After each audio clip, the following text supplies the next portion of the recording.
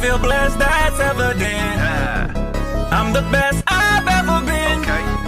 So if they ask you how I feel, what's up? I'ma tell you I feel amazing. I feel blessed, that's evident. I'm the best I've ever been. So if they ask you how I feel, I'ma tell you I feel amazing. I'ma tell you I feel amazing. I feel blessed, that's evident. I'm the best I've ever been. So if they ask you how I feel, I'ma tell you I feel amazing. Good afternoon, ladies and gentlemen. It is January 5th. It's a good old Friday, 2024, the first Friday of the new year. How y'all doing? The Playmakers in the building down there. Someone's here for a special Bearing Down the Gridiron episode. I'm going to recap the New Year's Six bowl games for you. And then I'm going to preview the net championship game Monday between Michigan and Washington. I can't wait to get into that. Hopefully, I should have some guests appearing on to help me recap the New Year's Six because a lot that won't happen. Going into the new year, after the new year, on New Year's, a lot took place. And then we're going to look at the next championship game on Monday. So, it's been crazy. Hope you had a great holiday. Hope you enjoyed your Christmas. Hope you enjoyed your New Year's. We are winding down football season, you know.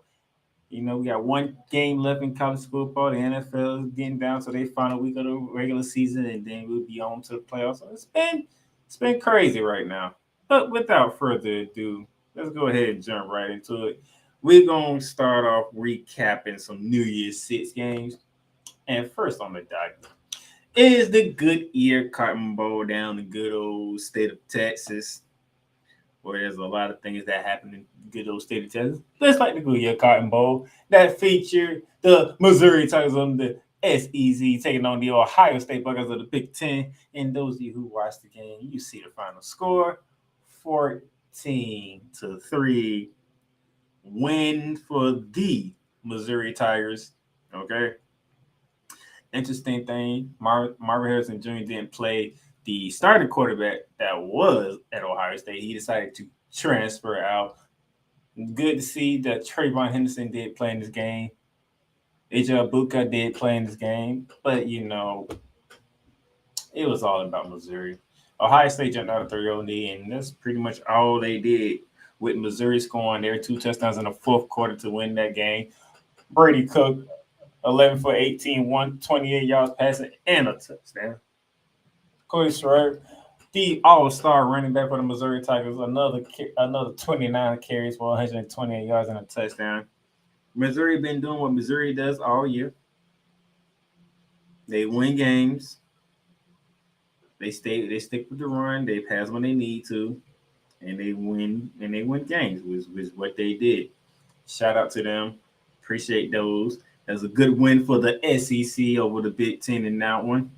It's good to see that Missouri up and coming, man. Missouri's up and coming. They proved themselves a bit. I gotta give them that. Missouri showed up. They came to play in the New Year's Six game, and they proved themselves. I gotta give them their props. They proved themselves on that one. That's the Goodyear Cotton Bowl. From the Goodyear Cotton Bowl, we had another SEC Big Ten matchup down in the ATL of Atlanta, Georgia. It was the Chick-fil-A Peach Bowl. That featured the Ole Miss Rebels going against the Penn State Nittany Lions. Lions kept on winning a big one. James Franklin has yet to win a big one. A great matchup, 38-25. Missouri jumped out to a 10-3 lead. Then it got real interesting at 20-17 at halftime. Ole Miss, and then the second half was dominated by Ole Miss, outscoring the Penn State Nittany Lions 18-8 in the second half. That's winning by 13. Dart 25 for 43, 79, 3 touchdowns through the air. Just picked the Nittany Lions secondary apart left and right. You didn't know what to do. Ferguson had 10 catches, 136 yards of it, and 2 of those 3 touchdowns. I mean, to have your defense give up over 300 yards, close to 400 yards passing, that says a lot right there. And I have no idea what to say on that one. Is that James Franklin lost a big game. Lane Kiffin won a big game. Can't say much more about that. You know, Penn State starters, they played. They just weren't ready. And that's a shame. James Franklin's been there quite a bit of times. He has not been in the college football playoffs. He's been in the Pro Bowl a couple of times, but yet he doesn't have that signature win on his resume. But it's the same thing we was doing with Jim Harbaugh before he started beating Ohio State. And he has done it 3 straight times. And doing it all 3 straight times, he has won 3 straight Big Ten championships. We'll get to Michigan a little later. But nevertheless, Ole Miss gets the dub over Penn State. Another big win for the SEC over the Big Ten. And we keep moving forward. That was the Chick-fil-A Peach Bowl. From the Chick-fil-A Peach Bowl to the Orange Bowl. Down in Miami, Florida. We had an SEC team versus an ACC team. And we just didn't have any 2 particular teams from both of these conferences here going against each other.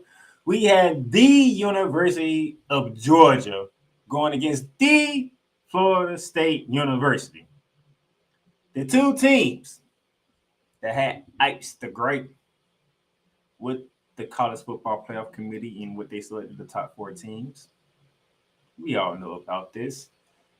Georgia, on one hand, they are mad because in 30 games, which is 3 seasons, they lost 1 game. They lost 1 game, and that 1 game dropped them from number 1 to number 6. They lost 1 game in 30 games, and that 1 game dropped them from number 1 to number 6. Okay, that's the Georgia side of it. The Florida State side of it says 13-0. Winners of the ACC. Had a loss. They escaped some games, but nevertheless, the outcome was the outcome. They won 13 games. It was 13 games on the schedule. They won 13 of them. They won the ACC, even though it was a lackluster game, a terrible game to watch. They won. They did it with a 3rd-string quarterback. Nevertheless, the CFP says, you're not the same team without your starting quarterback. We can't let you win. We can't let you in. So instead, we'll put you in the Orange Bowl against another team that was left out and feel some type of way about it. Now, how did the game go? This is how the game went. 63-3.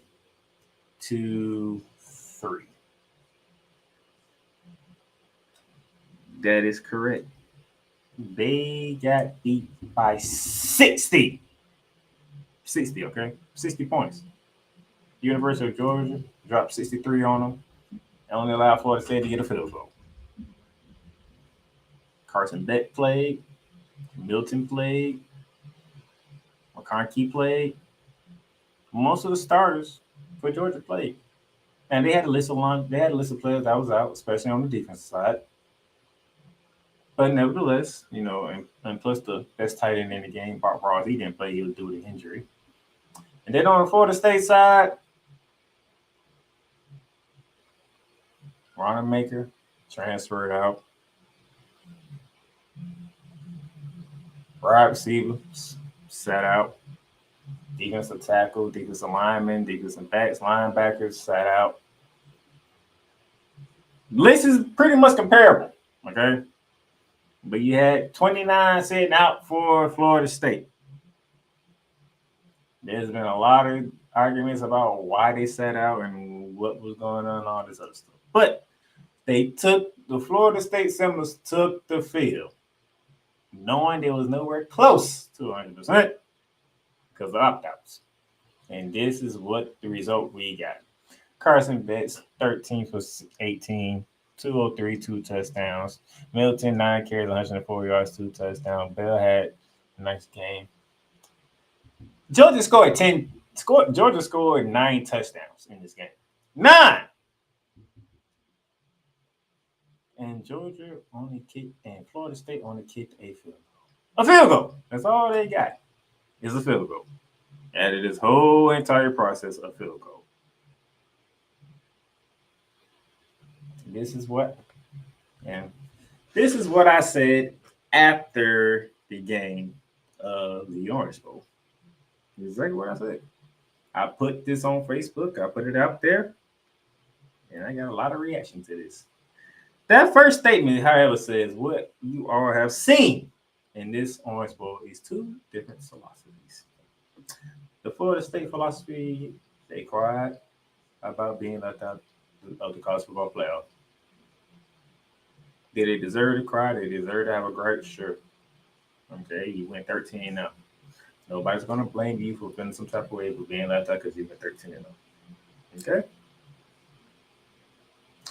But then they put you up against Georgia, the other team that was left out and shouldn't have been left out.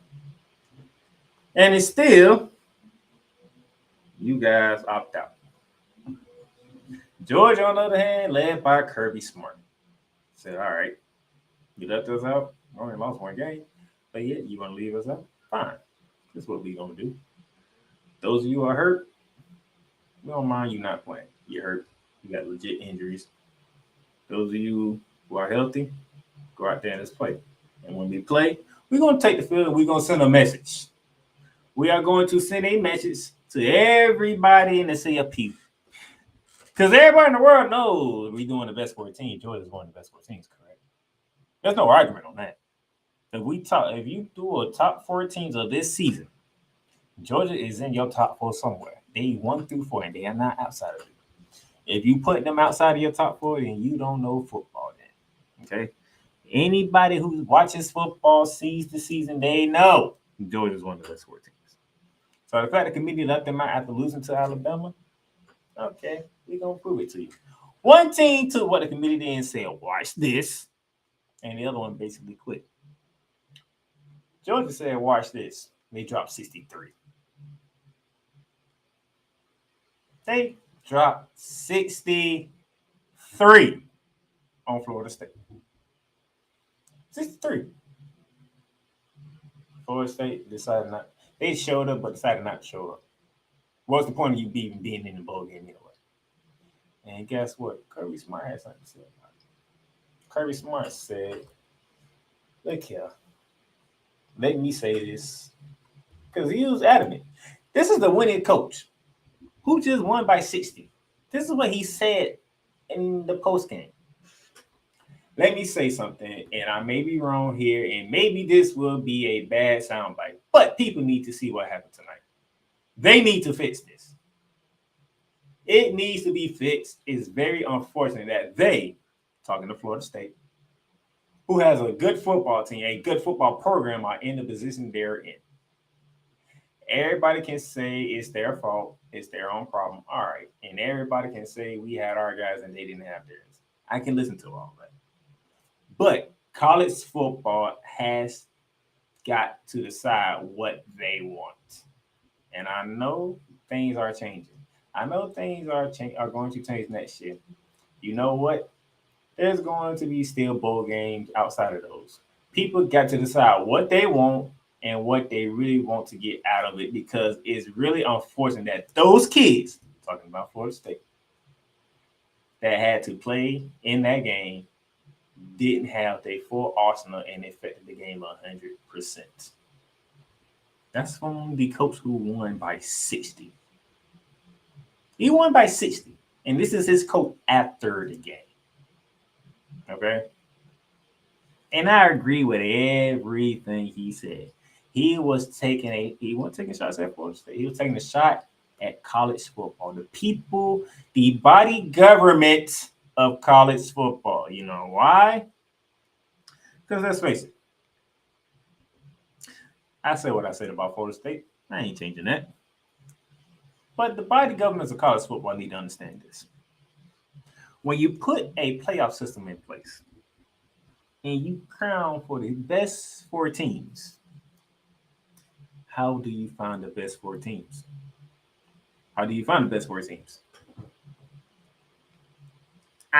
I mean, If you allow me, I didn't put it in the slide. I ain't put it in the slide, but I can pull it up because I did find a way to get the criterias for the college football committee. If I can find it real quickly, because y'all want the best 4 teams, and which is a hard thing to try to find. Is the best 4 teams. Usually, until this season, you really didn't have much of a.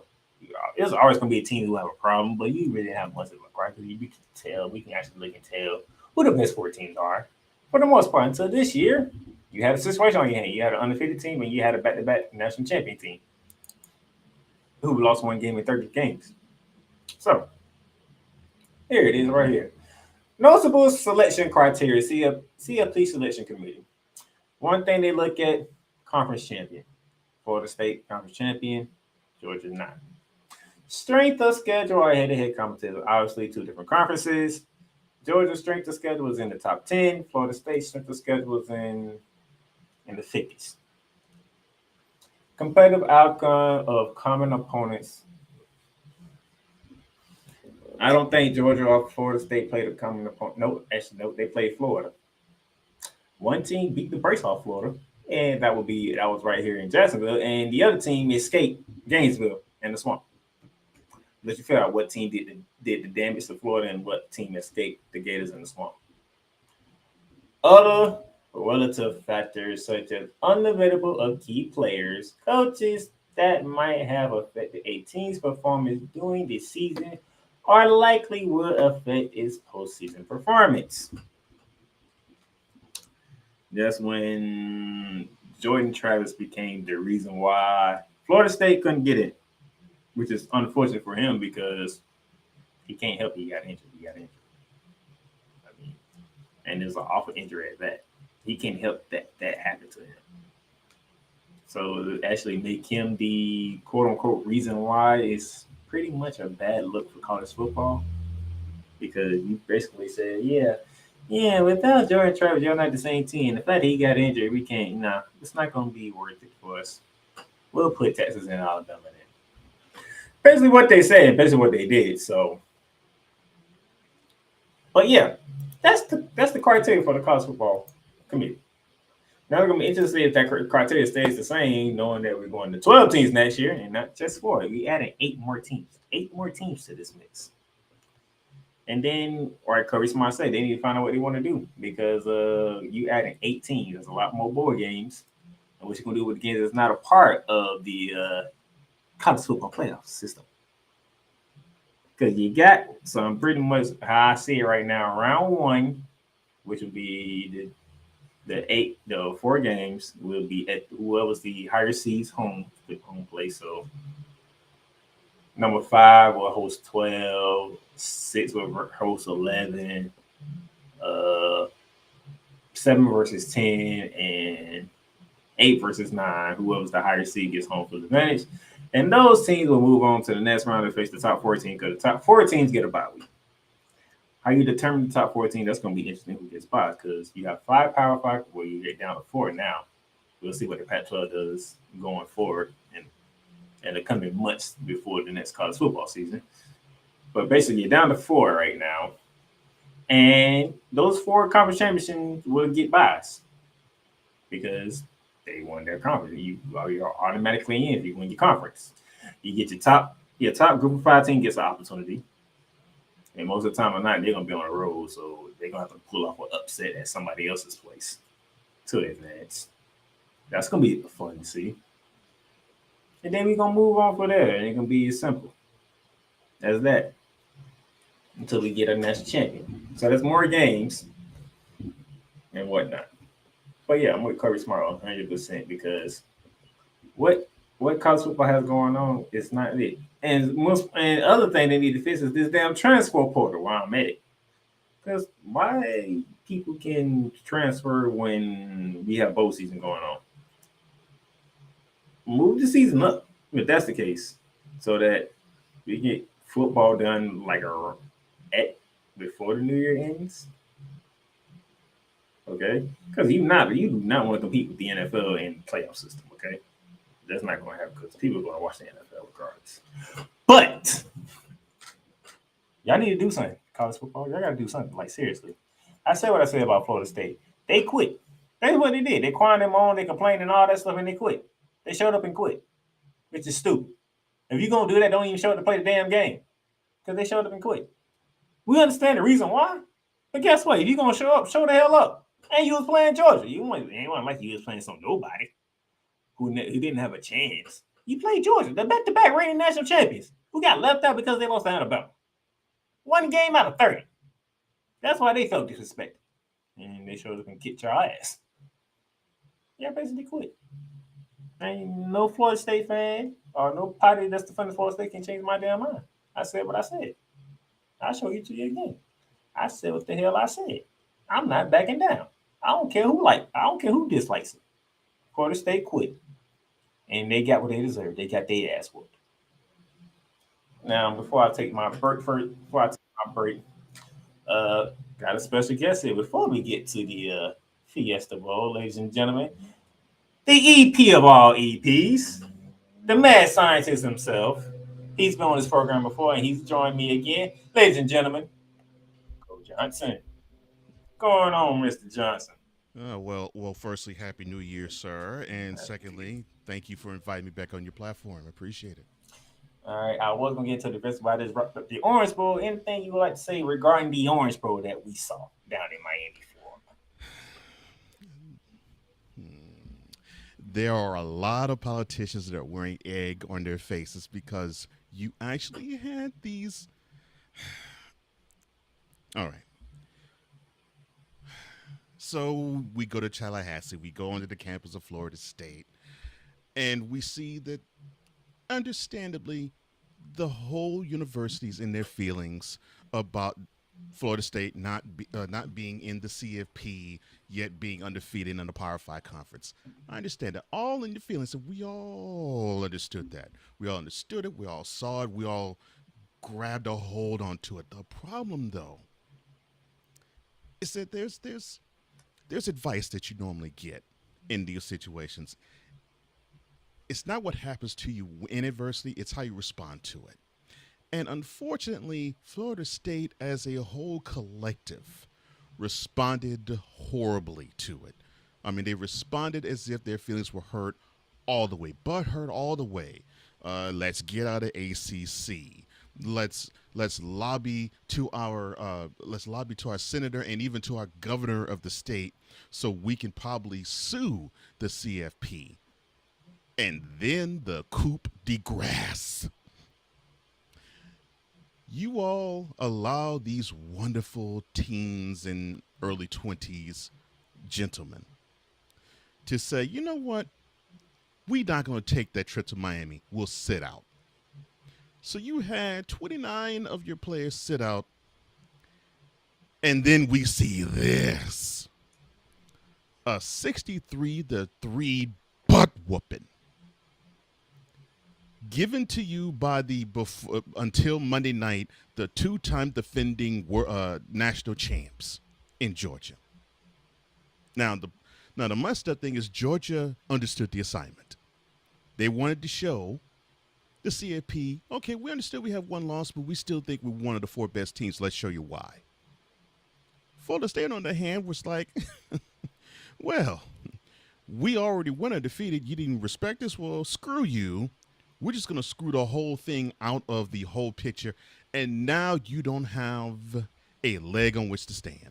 Now you can't even have a Ron DeSantis run right on your behalf. You can't even have a Marco Rubio politic on your behalf. You can't even have a Fred Scott politic on your behalf. Why? Because now the CFP can say, remember the excuse we actually gave you that we actually rode hard on in a month ago and saying that we don't believe this team is worth it because, well, we have second and third stringers playing on your team. Well, you had second and third stringers play all throughout that game against a top 5 ranked team, or I should say top 10 ranked team, but they'll be top 5 at the end of the year. That's still disrespectful. We dropped them from 1 to 6. Yeah. And they got boat raced by 60.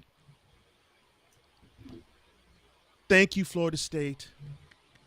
You proved the college football playoff committee's point for them. I know this isn't what you thought, because you thought this protest would make us be all in our fields and say, oh, you were undefeated in the Power Five, and oh my, we feel as though you got cheated out of your spot as one of the 4 best teams to vie for the national championship. Oh no, this is a crime and a travesty. You pitch a protest, and this is what results. So now, when Florida's legislature meets next week, or if you're watching this later, like next week, when they meet this week, you can't have your wonderful governor walk up to the legislation floor and say, you know what, let's push this to law.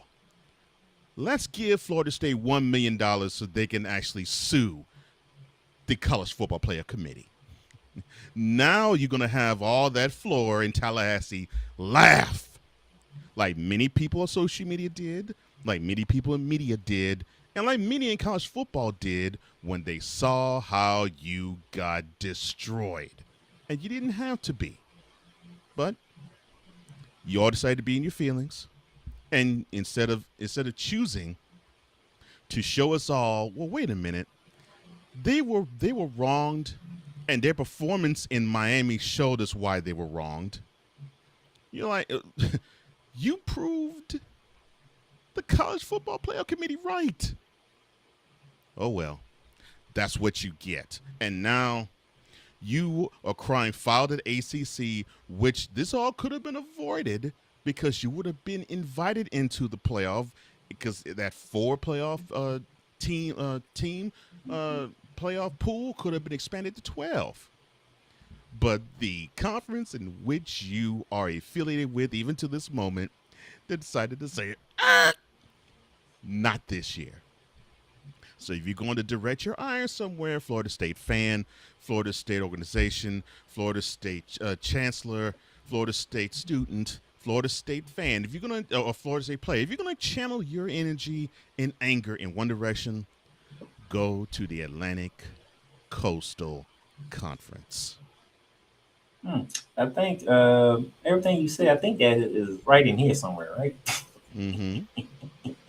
Yeah. I said what I said. And you were, and there's not it's not one syllable where you were wrong. Not one. Not one. Not a right. one. Thoughts on what Kirby Smart had to say after the game. You know, I agree with it. I think it was embarrassing.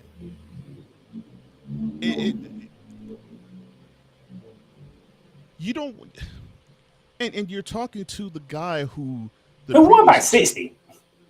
Yeah, they won the game by 60. But you're also talking to the coach of a guy who has led his program the 2 previous years to holding that crystal football. And so the thought process is, when you get to the bowl season, put your best foot forward. And he actually witnessed on the field a team that didn't put their best foot forward. And as a competitor, that is highly insulting. Highly. And it does put a stain on college football. But it's not his fault, and it's not Georgia's fault. And it's not even the CFP's fault either. This actually lies on the lap of Florida State. They decided to basically, what's the saying? Take their ball and go home. Well, congratulations. In the 13 games you played, you ran the table. That's great. But you played a 14th game and didn't want to represent your college. All right. Before we take a break, anything you want to talk about? I already talked about the Cotton Bowl, the Peach Bowl, and the Orange Bowl. So you already got to the Orange Bowl, Cotton Bowl, and Peach Bowl. Anything you want to say about that? I know, give you credit because me was on the same boat when we talked about the Peach Bowl. Lane Kiffin and Ole Miss doing their thing. Yeah. As far as I'm so sorry. I laugh every time I think of Penn State and playing a top 10 team because, oh, Mr. Franklin, you just can't beat a top 10 ranked team for your life, can you? Oh my gosh. Nah. So you have another opportunity to win, to play and beat a top 10 ranked team, and you failed again. And this wasn't even a Big Ten team. This was an SEC squad. Not even the best, not even the second best SEC squad. And you Not still even lost to third them. best. And not even third best. And you still lost to them. As far as the Cotton Bowl is concerned, I think I find it laughable that you had Missouri, Ohio State, right? Yep, Missouri, That's what Ohio State. that's what I thought. I wanted to make sure I had this. I find it laughable that you had Mr. Day, the head coach of Ohio State, was having this big back bold persona and saying that Ohio State was disrespected, and how dare people sleep on this on this institution? How dare the program get slighted?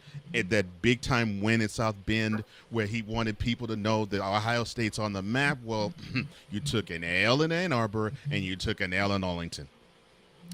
I guess you're not as big time as you are, and then in between, you lose your starting quarterback Kyle McCord because he said deuces and went to the transfer portal. Oh, Ryan Day, you not only are not measuring up to Michigan, you're not measuring up as a top 10 ranked program, and when you produce that many L's in Columbus. The pink slip is coming soon, son. Prepare for it.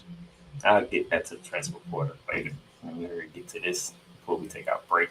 You had the Fiesta Bowl and the game that you and Cool McKay was like, really, really, really college football. This is what y'all gonna give us? And y'all was right. Why? Okay. The only thing I really have to say is, why are you going to offer a program like Liberty being lambs led to slaughter? Now, you have a program in Oregon who they feel as though they could be right up there with Michigan, Washington. Well, let me do Washington last. Michigan, Texas, Alabama, and definitely Washington. They feel as though they are amongst those, and the reason being, and they have a right to feel that way, is because they lost to Washington twice by field goals each time they played them. Once in Seattle and then once in Vegas when it was for the last, at least for now, Pac-12 championship. So you have a team that wants to prove that they belong in, not necessarily as one of the four, but maybe number 5. And so they wanted to show that they're one of the 5 best teams in the country. And then, look, I love the Liberty University. It's a great university. I love it. Now, before Cole continues, we're not saying that giving a group of 5 team an opportunity is not the problem. No, no. It's the team that they chose to be the top group of 5 team. Right, it's the problem. Yeah, I'm glad that they rolled the red carpet to a team that's outside the Power 5. Yeah, that's cool. But come on, you, Cool, and I, all 3 of us knew as soon as we saw this, is like Oregon's gonna have their way with them. They had no answer for Oregon, and you only have one school this year who did, and even with the answer, they only lost by 3 points each time they played them. You already know. Me personally, that should have been James Madison's spot. Oh yeah, they earned it, but they decided to hold them out for disciplinary reasons, so they could discipline James Madison. But Michigan, on the other hand, you can't lay a finger on. They weren't even disciplinary reasons. So stupid transfer reason.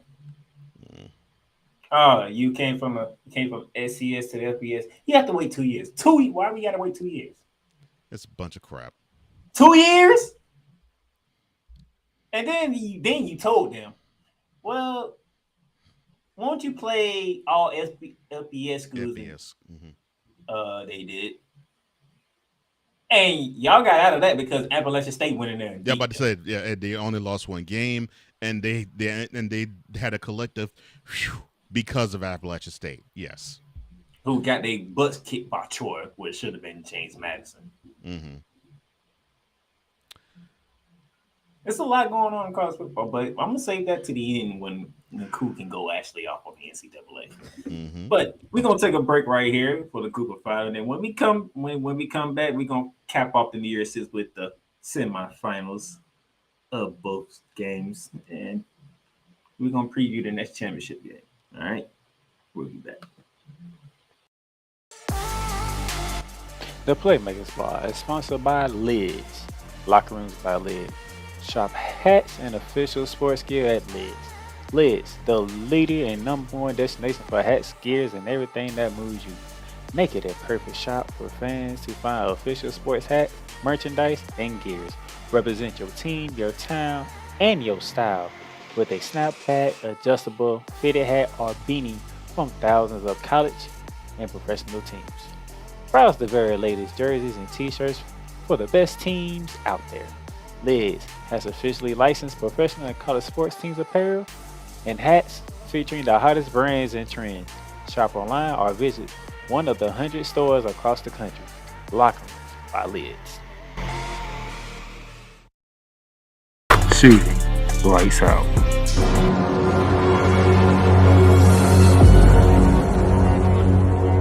Joel Embiid has been a monster during his 8-game streak, scoring 35.6 points per game, shooting 55.7% from the field, shooting 52.4% from three-point range, and while averaging 10 rebounds a game during his 8-game winning streak. Ben Carroll is leading the way in my book for Rookie of the Year. 9-game winning streak that they got going on.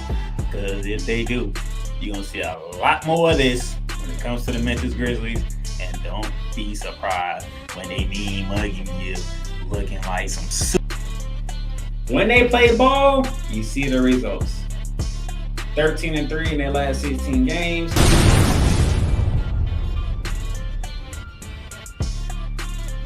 At the 9-minute mark in the third quarter, the Portland Trail Blazers was up 78-53. That is a 25-point. This is after this took place in the second quarter. We going for the second quarter. 25 straight Big East games from last season to this season. They are 0-25.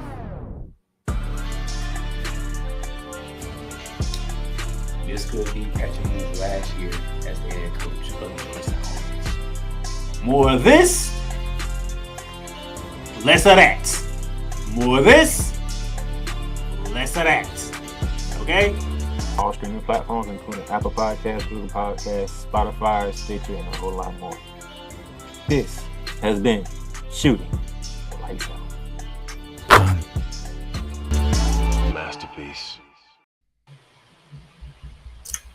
All right, welcome back to Bearing Down the Gridiron, a special edition recapping the New Year's Six and going to get ready for the national championship game Monday. And yes, y'all saw Shooting the Lights Out. Oh yeah, that's coming. And I believe probably Coach Johnson one of his favorite basketball programs because he helped put it together. Thank you. So trust me, it's coming. Especially if y'all caught the last one before the New Year ended, which Cole did, and pretty sure he enjoyed that one. Yes, it did.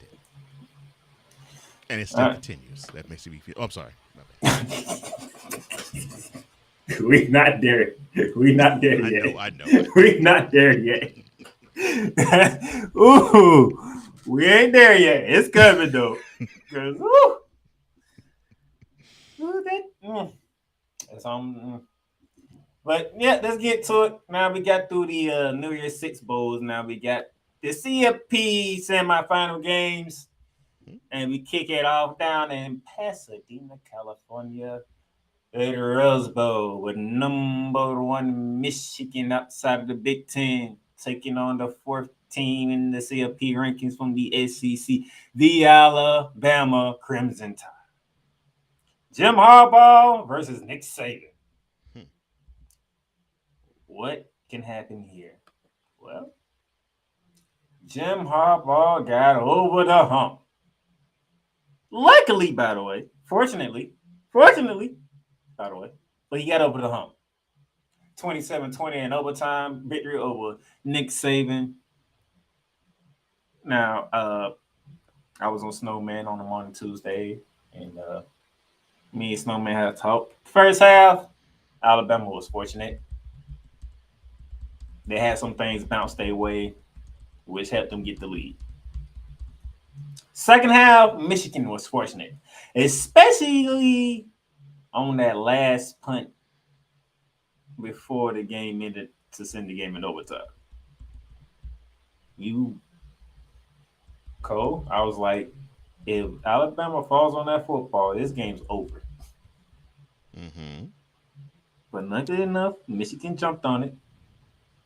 They was able to take the lead, get into overtime, and they gave it to Blake Corum, their best player on the field, in overtime. That's pretty much what Michigan did. Right. And then the final snap of the game. That center had issues all game long.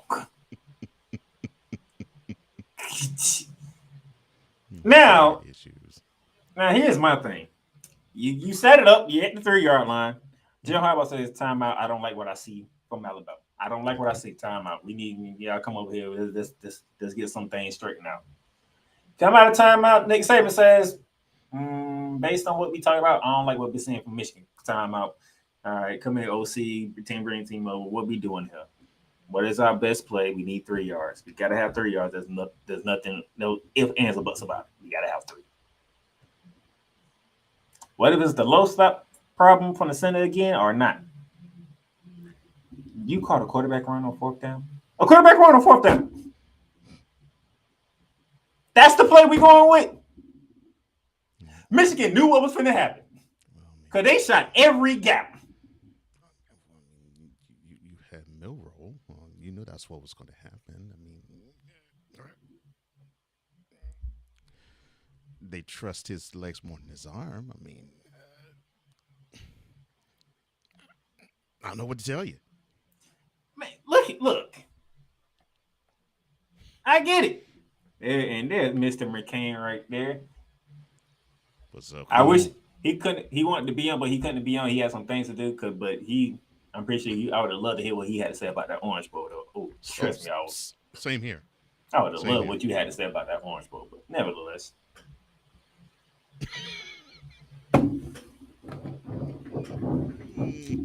Nikki Type-Siliani style. Call it Quarterback Nick Saban. Wow. That's not Nick Saban's fault. One thing that I say this, and I think Cole, I think you agree with this. Cool, probably agree with this too. Nick Saban is like the only coach that I know who actually let his coordinators do their job. Yeah, and I mean he learned from Bill Belichick, and that's how they roll. I mean they and of course Belichick learned from Parcells, and that's how Parcells was. Bill Parcells. Saban learned that he's the CEO of the team, and the coordinators have the power to do what they wish, as long as it's within reason, of course, and it lends itself to the overall success of the program. Yeah, so it doesn't surprise me that Saban is when it comes to on the field strategy is hands off, but he'll probably throw in suggestions every now and then. So your offensive coordinator called a quarterback draw when you need 3 yards against a D line who was killing your offensive line the whole entire game. Like I said, I mean, they trusted his legs more than his arm. I mean, that's how they got back to actually getting to the CFP. It was Milroe with timely passes and timely runs. And I agree with you, Cool. That play should have been overwritten by him. I agree with you there. I went a step further with Snowman. This is what I say. I say, you know what college football is missing? The ability to have their quarterback check out of a play. Look at the defense. Give them 2 plays. All right, this is what we're going to do. This is the initial play, the run play, right? Yeah. But if you see 8 men in the box, yeah, we're going to this play. Yeah, but yeah, you see this look, switch to this play. Yeah. Mm-hmm. They should have gave Jerry Mills 2 plays. All right, if you see this, check out of that, go to the other play, and we'll go for that. But I really do feel seriously. I really feel as though it's sort of the dance with what brung you type of thing. And yes, I know that is improper grammar. Deal with it. I understand that. I know you understand it, brother. Uh, and I think I think with Bama in that moment, that's what they were caught in. It was like, okay, well, we got here with this. We're going to continue with this instead of seeing, like you said, seeing that Michigan and they didn't just dominate Alabama up front. They've been dominating just about every program up front all year. You got like you said, you got to take advantage of those frothing at the mouth defensive linemen and ends when they know that they can pin their ears back and just say, okay, whether it's a quick step drop in the throw or it's a run, we know that we can probably collapse that pocket and hit those gaps. We have every intention of just making the Alabama front mincemeat, and they did. Not to have that. The snap was low as hell. Mm-hmm. And then of course, being that I played on offensive line, that doesn't bode well for your quarterback either. Speak to that because that center had problems all game. One, people don't talk enough about. You hear people talk about the synergy that quarterbacks should have with wide receivers, and they should. The synergy that the quarterback has with his tight end, and he should. And even the synergy that sometimes the quarterbacks have with running backs, but normally it's running backs and their relationship with the offensive line. Understood. I will definitely say to you, I will challenge anybody to say the most important part of chemistry on offense starts with the center to quarterback exchange. And there has to be a trust built with the center and the quarterback. You got to make sure that the center makes it comfortable for the quarterback when the ball is snapped, whether it is straight underneath center or in shotgun. You got to make sure that there's a trust that's built between the center and the quarterback, because if not, you're going to have trouble and problems, and you're going to have off-time plays almost every time on an offense. Because if you don't have that nailed down, you got to have the quarterback adjust to make sure that he can cover for a bad center quarterback exchange. And you can't have that in any game, much less a national semifinal game, let alone a national championship game. That has to be buttoned up.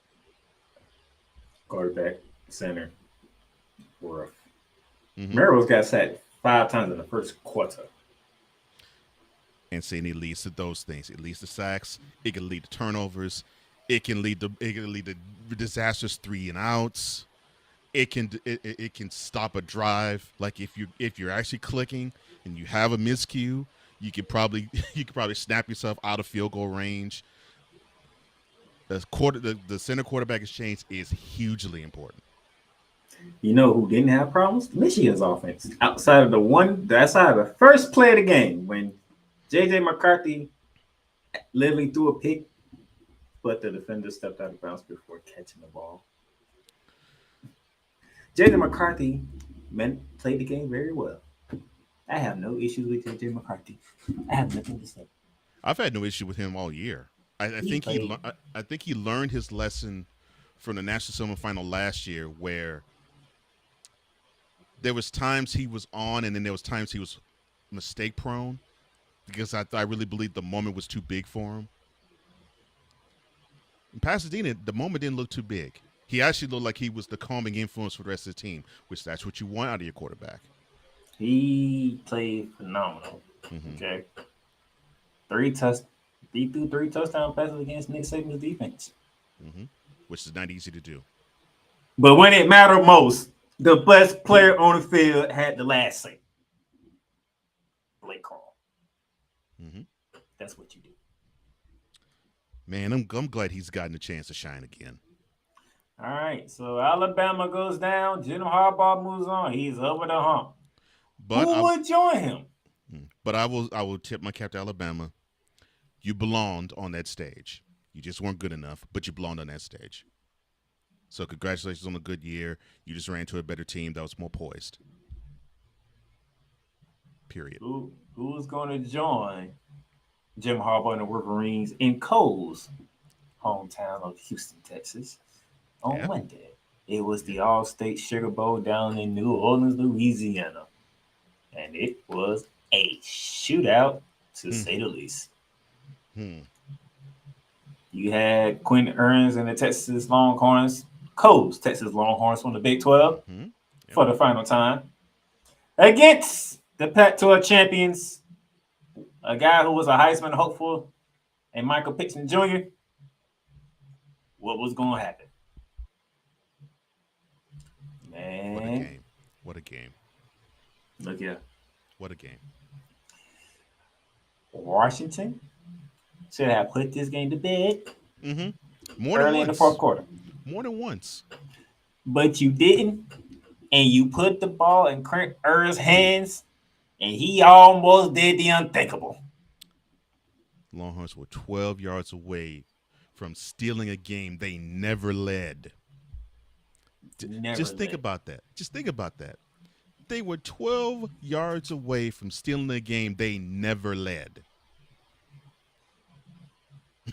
Which is actually surprising because we know Washington defense, not the best defense in the world. No. It's a bend and sometimes break defense. Yes. But man, Michael Pittman Jr. boy, Untouchable. That's the only word I have about Michael Penix Jr. Untouchable. And look, I have a lot of respect for Jayden Daniels. I mean, he had a really good campaign for LSU, and I'm not going to say that the wrong man got the Heisman, but what I saw from Michael Penix Jr. in the Sugar Bowl, whew, the Texas defense had no answer for him.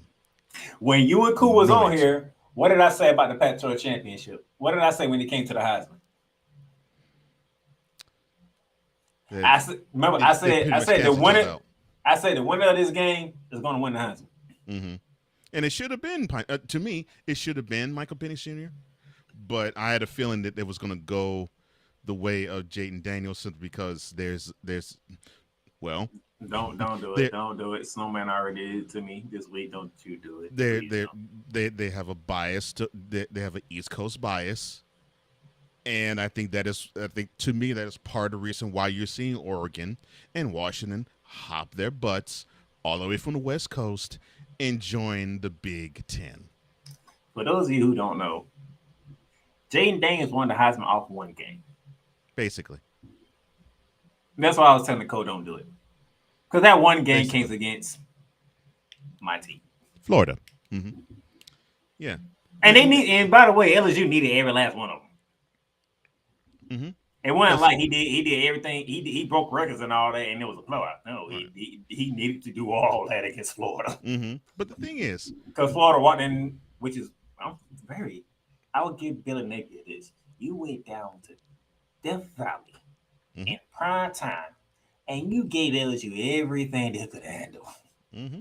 Usually that game is a disaster for us. Mm-hmm. That's why Jayden Daniels went crazy the way he did.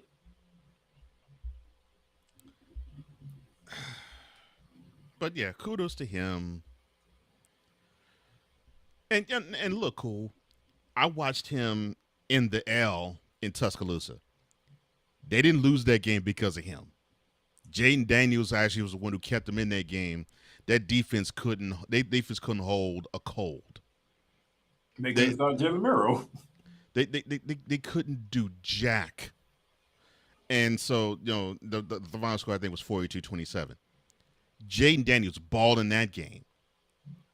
He did his best to ball against Ole Miss, and they took an L there because their defense couldn't hold water against Ole Miss. So, yeah, Daniels was a beast, but the way I saw Michael Penix Jr. just slice, dice, and destroy and dismantle that Texas defense, man. I mean, I looked at these highlights and I'm like, can anybody on Texas lay a finger on Penix? Anybody lay a finger. And then the passes he threw it in tight windows, led receivers. I'm like, I'm seeing NFL quality play out of a college quarterback. I'm like, this dude might be ready for the NFL if he gets on the right team. Because Texas had no answer for Michael Penix Jr. Zilch, zero, none, no answer. And the only possible answer that you could have had wasn't going to be on defense. It had to be on the opposing offense. And they almost pulled it out. But Washington made one more play in Texas, and that's why they advanced. Yeah, they advanced. So Washington, undefeated. Michigan, undefeated. Which leads to this. Oh, and before you go there, to the dummies who had the audacity to form out their mouths to say Alabama and Texas didn't belong because they took L's. One game went to overtime. The other game, the other loser was only 12 yards away from winning the game. It wasn't that they weren't deserving of the spot.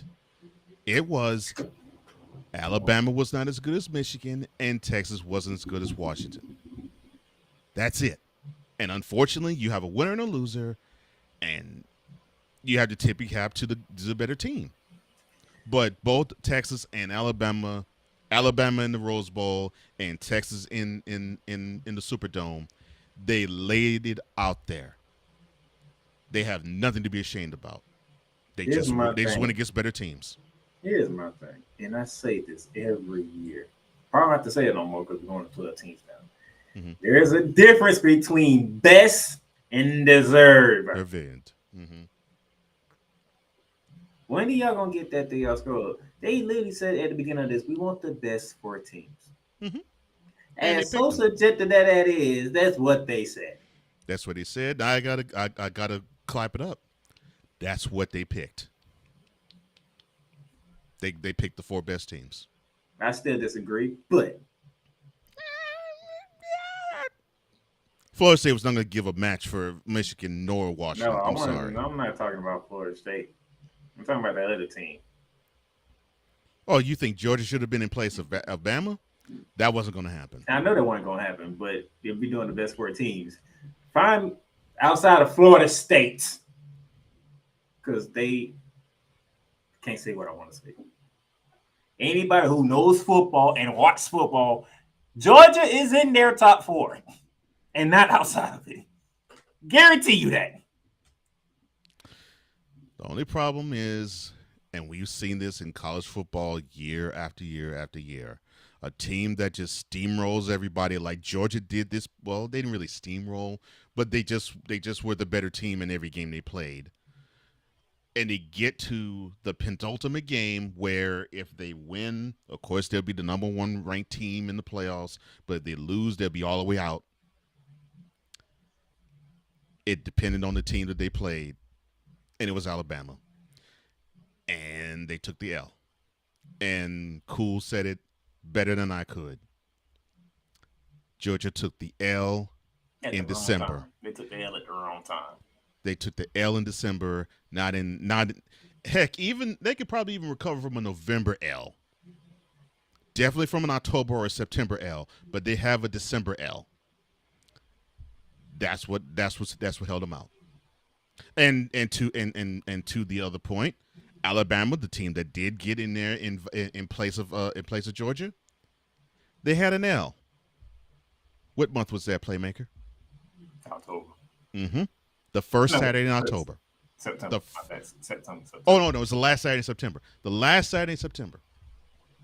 That's when they took the L. So, and this is something that we have seen for decades. And they have said it numerous times.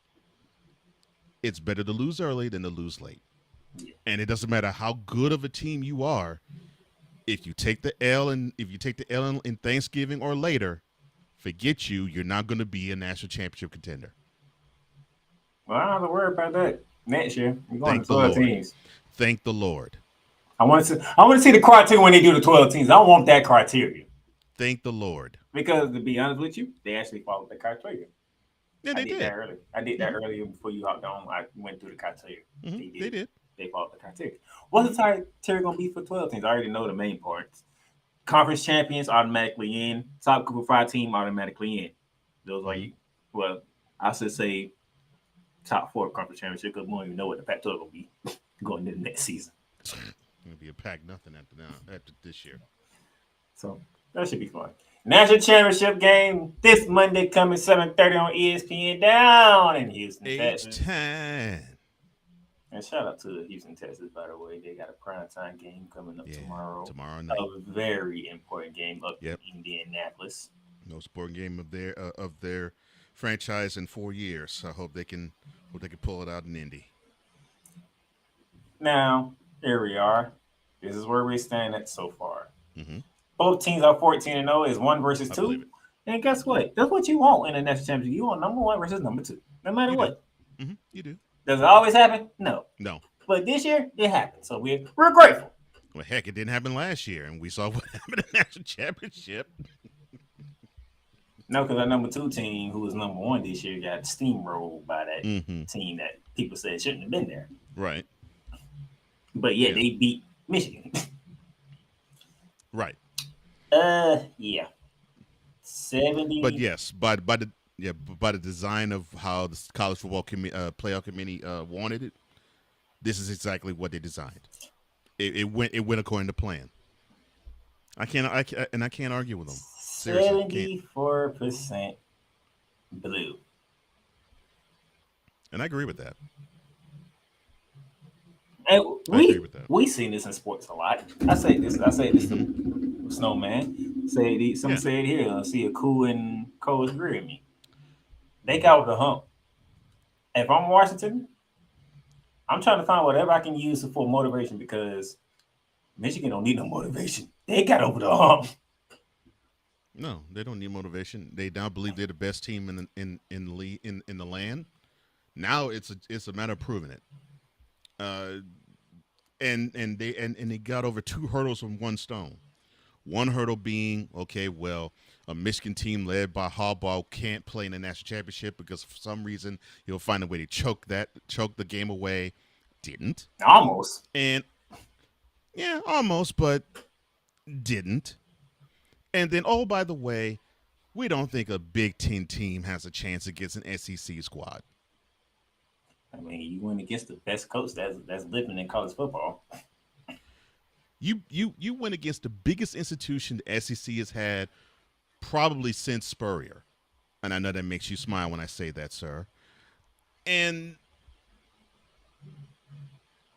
the team looked that squad in the face, took their best shot, actually went overtime, and they conquered. Hey, we're going to be honest. Let's just be honest. Jim Harbaugh out-coached Nick Saban, which is like hard to say. He did.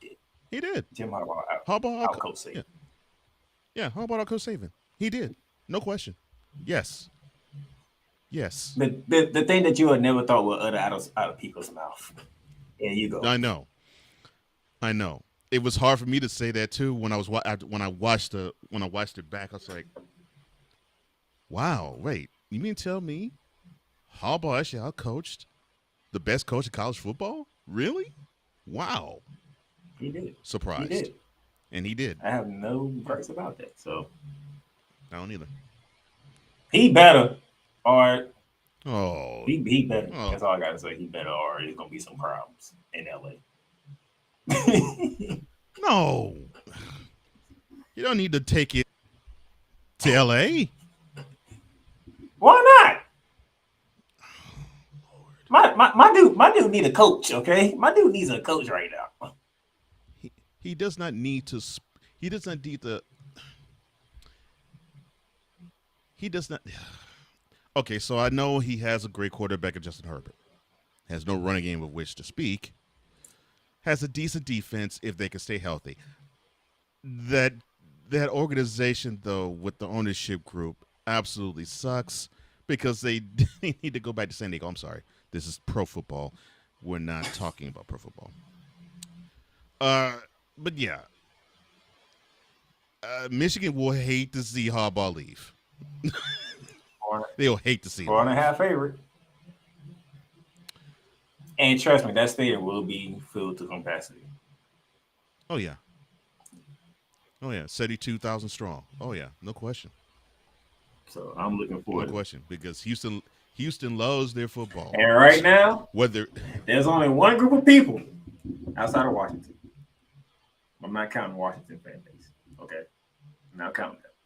So it's a one group of people that I know who is pulling for Washington to win this game.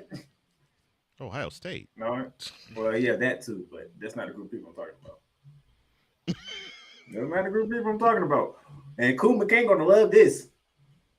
You might love it too, Cole. Those idiots in the NCAA. Because you idiots could have avoided this the whole entire time. But you decided to take your sweet behind time. And guess who's in a national championship? You see that big yellow M right there? What a way for Jim Harbaugh to lead college football and to tell y'all to kiss it. Idiots. NCAA, they don't have the balls to move out that maze M. They don't have the balls to do it. And they have proven it. They had a chance to actually move them up out the paint because we know how fickle the NCAA is. They will penalize you if you look wrong. They had a chance to actually say, you know what? We're seeing so many people say that you all are cheating the game. You know what? I think you all need to sit. They didn't do that. They allowed they just had the Big Ten do it. And so the Big Ten was like, okay, we'll run an investigation. Okay, well, we don't want to see nothing, but you know what? How about you spend the final 3 games of the regular season? And I think your team will eat it because either you will lose in Penn State or you'll lose to Ohio State and Ann Arbor. They beat the brakes off Penn State and James Franklin in Happy Valley. But it's like 30-something straight runs? That's yeah, just pound them. Just pounded them. Over and over and over. That's Cole Johnson type of football. The game that I love seeing. I love it. I love it when an offensive line and an offensive coordinator is saying, "You just simply ain't man enough, and you know we're gonna run it right down your throat. Come and stop us." And this is James Franklin of Penn State we're talking about. Yeah. In Pennsylvania. Not in Michigan, in Pennsylvania. Right. A team that prides itself on being linebacker you and having good run defense. Just continue to. You can't stop. You ain't man enough. That's just disheartening. We're just gonna punk the crap out of you. That's just disheartening. It is. That's the reason why I love the team. I love teams that actually are run oriented, because it is a mentality. More than it's fun to see running backs pick holes and just dart through the line, or run or run to the sides of the line. Hey, JJ, take it easy. You just want to hand it off for a while. Just having an offensive line saying to the opposing defensive line, "Y'all can't stop this." Heck, we'll even tell you to play. We'll tell you the gap where we're running it, and you still won't stop it. That exhilarating. And then, man, I love and it. then you had your trap game at Maryland. Mm-hmm. They weren't having it. No. And then after they's like, okay, we took your best shot. Okay, let's all right. Let's get home and prepare for Ohio State. Let's take care of this. Man, here comes the big bad bullies of Ohio State. We lost 2 in a row to y'all. We can't have this. An embarrassing fashion both years. Oh, we can't have this. Oh no, we can't have this. We lost twice to y'all. Like when we had Urban Meyer, we were kicking y'all tails left and right. Y'all couldn't do nothing. Ryan Day, we Yeah, got to you get you had one, sir. We got to get you one. had one guy run for over 200 yards against him when they were in Ann Arbor the last time, and then had another running back in the fourth quarter run for 100 yards in the fourth quarter, and only held you 3 points in the second half when you played them last year in Columbus. Yeah, Man, it's like, Ryan Day, we got to get you one.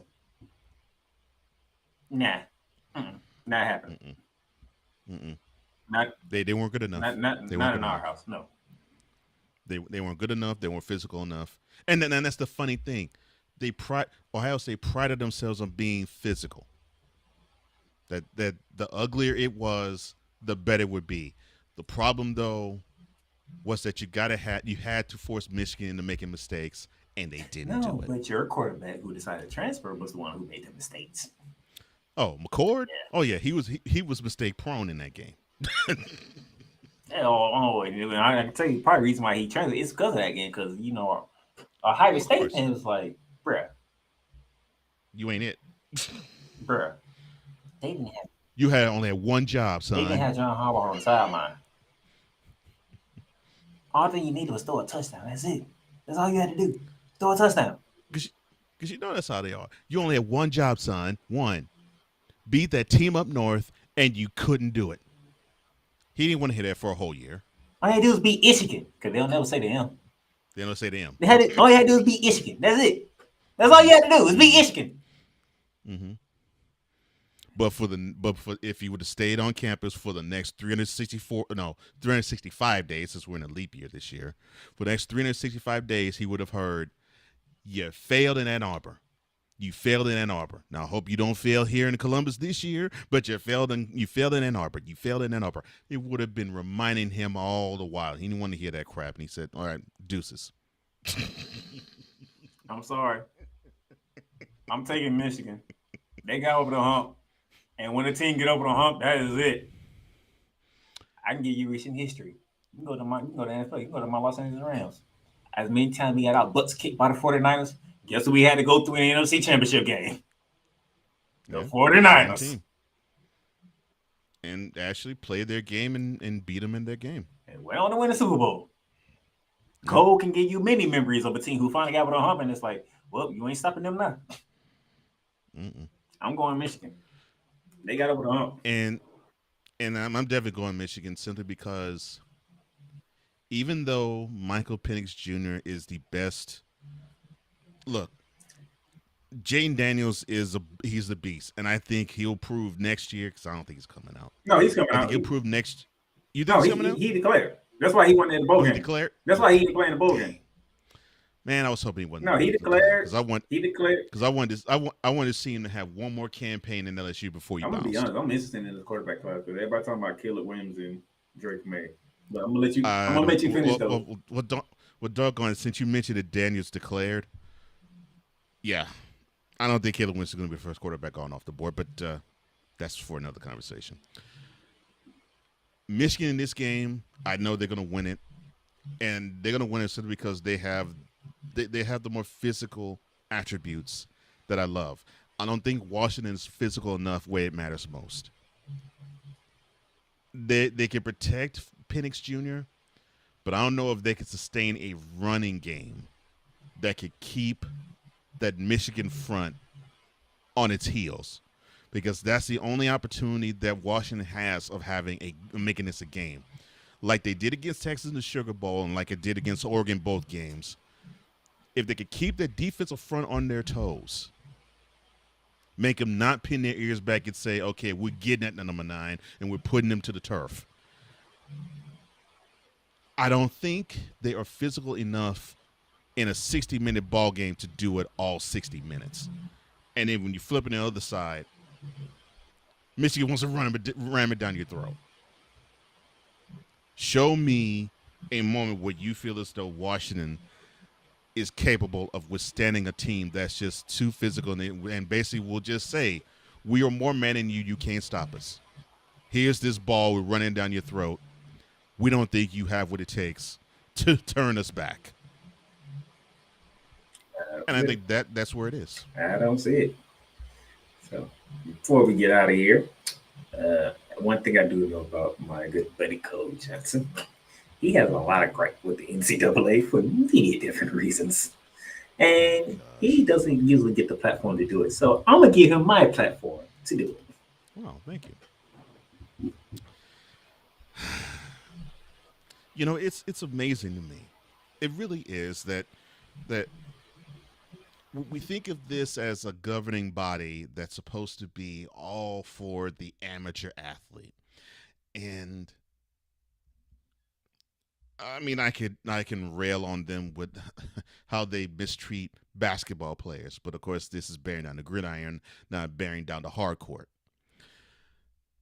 But you rule over them too, just like you rule over baseball, just like you rule over softball, just like you rule over swimming or track, and you definitely rule over football the most because that is the sport which earns you the most money. You claim that you are the arbiters of the sport. You claim that you are the caretakers of it. You claim that you have the best interest of the college athlete. Nothing is further from the truth. What you all are aligned in doing is having your pockets be fatter by the game. And this is the best time of year for you, right? I mean, other than maybe the Final Four, and even including the Final Four, the NCAA doesn't make as much money as they do right now. The bowl system and the and you loop in the college football semifinal and the national championship. Of course, that will end this year. Uh, this is the time when you rake in the bucks, and you for the longest time was saying, being the hypocritical dolts that you are, that well, this is college athletes. They don't need to pocket any money. The name on the jersey is enough. I mean, come on. They're good. They're all good. Meanwhile, the pockets are getting fatter and fatter and fatter and fatter.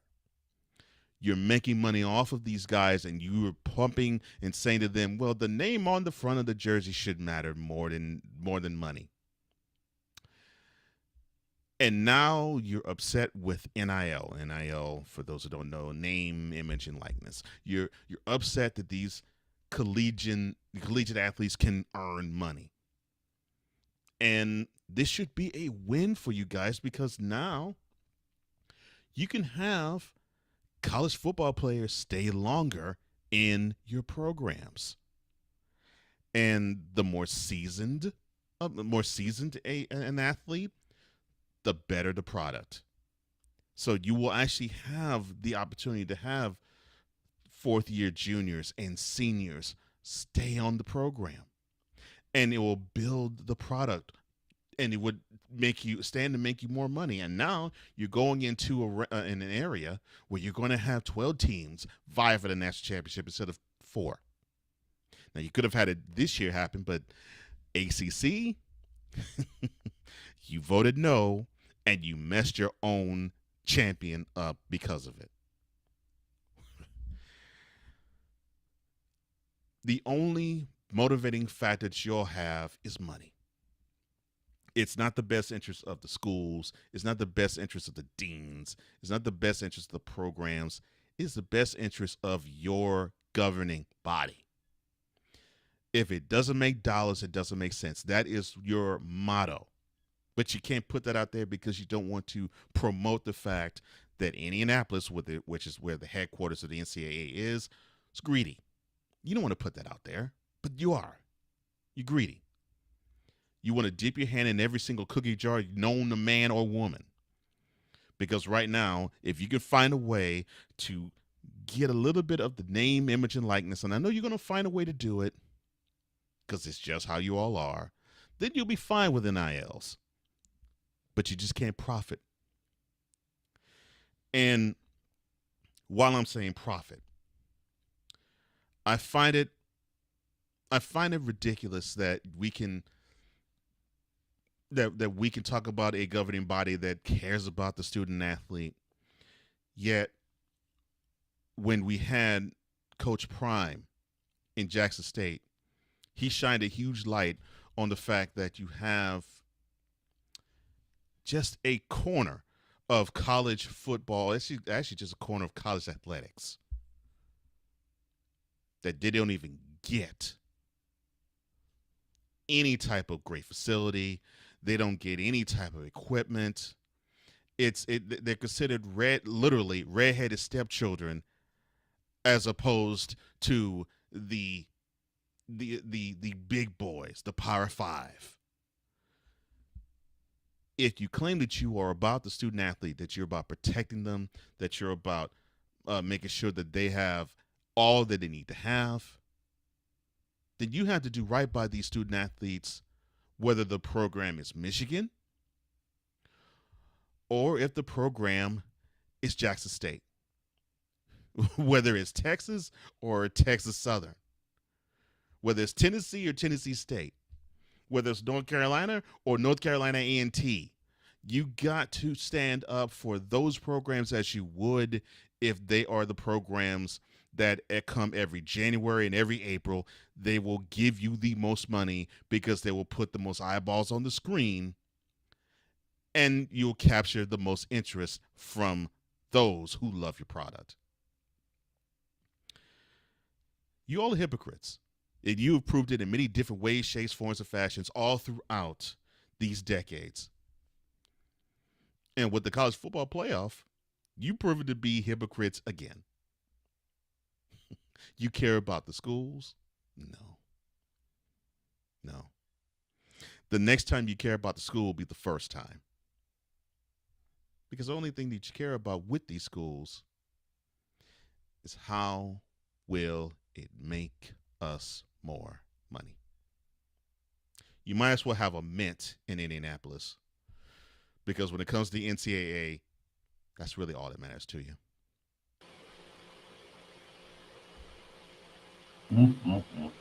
And by the way, y'all need to do something about this transfer portal.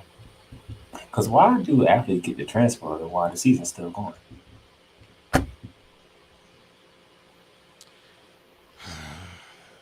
They can find a way to tinker with that too. I'm just saying. Dude, we just talked about Ohio State. The quarterback transferred before the bowl game. Mm-hmm. What kind of sense is that? Mm-hmm. Yeah. They're going to find a way to make that profitable too.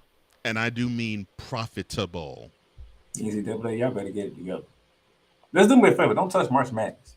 I love the way that is set up. Don't touch that. I don't want to touch it either, but I get a feeling they If will. you touch March Madness, you're going to ruin the greatest postseason sports there is. There's nothing like March Madness. Well, hopefully next year that will change.